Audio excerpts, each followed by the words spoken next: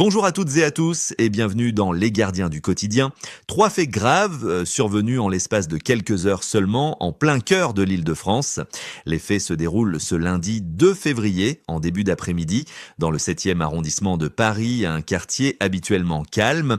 Vers 14h30, un homme d'une quarantaine d'années est agressé au couteau alors qu'il sort d'un foyer rue de la Comète. Les circonstances exactes ne sont pas encore établies, mais l'attaque semble soudaine et sans motif apparent.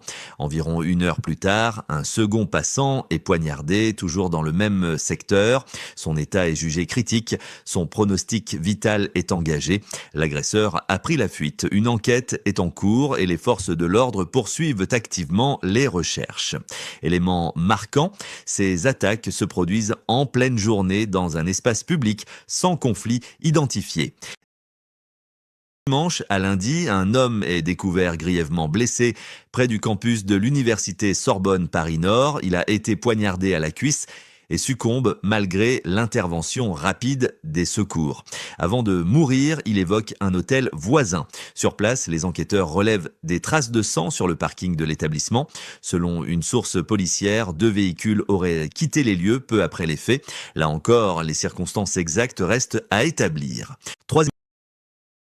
Du 31 janvier au 1er février, dans le nord de Paris, entre Pigalle et la place de Clichy, 2 jeunes touristes japonaises de 22 ans signalent des agressions sexuelles présumées.